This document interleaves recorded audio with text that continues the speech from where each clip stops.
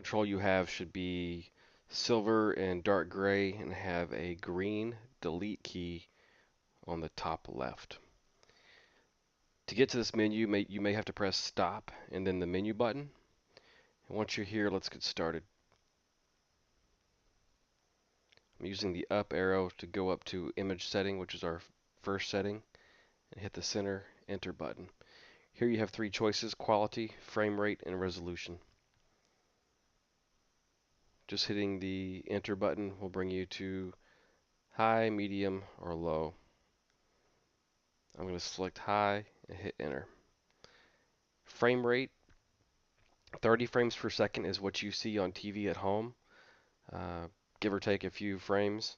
So this is real time, real smooth motion.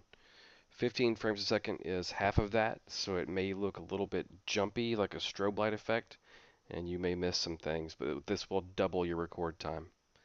And then 5 frames per second will definitely be a little choppy, and you'll increase your record time dramatically. You just might miss something. I'm going to go ahead and select 30. Resolution, D1, VGA, or QVGA. Basically, this is going to be the size of video playback screen when you pull it up on your computer.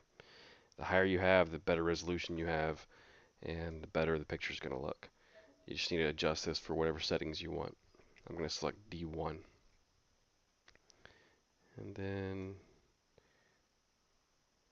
hit the escape button. Going down to record setting, scheduled time, overwrite, section, and motion detection are your options here. If you'd like to set a schedule when you want this to come on and go off, you can set it here. I'm not going to do that. That's just for your, in case you want to do that. Overwrite. You have the option here. When the card gets full, it can sit here and stop until you remove the card and delete the information, or it can overwrite itself and overwrite on the oldest files first. I always tell people just to use the overwrite function, so select yes. That way if something happens, you can just go back and if you forgot to delete your memory card, but it's all situation dependent. Section. This will break down your files into 15, 30, or 1 hour increments. I like 15 minutes just in case a file gets corrupted. You'll have at least the 15 minutes prior to the file being corrupted, and it's easier to go through that way. Motion detection, you have mask area, sensitivity, speed, noise, and margin. I won't go into detail on this one. This basically lets you set the area you want to be detected on motion. Most people just leave this alone. If you have a ceiling fan or a TV or a window with some trees blowing around that activates your motion detection constantly, you'll want to go here and adjust these settings accordingly. But just out of the box, leave it set just to see what it's going to do in your room. Hitting escape again. Record mode. Here you have tons of options. Manual, scheduled, alarm detection, motion, and alarm detection. Basically, motion detection is what we suggest. It's the least amount of interaction where you don't have to think about it so much.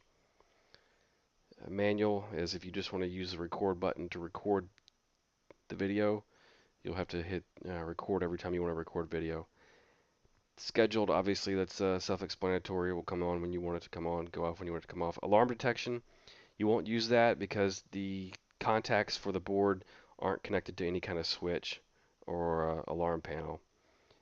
We've modified this to work inside an alarm clock or smoke detector or wall clock, so you won't even have access to that. Set it on motion detection and forget about it.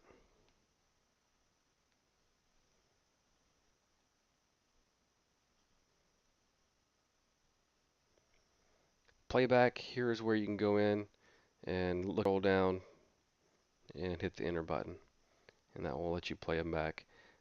Page 1 of 14 on the bottom right shows you that we've got quite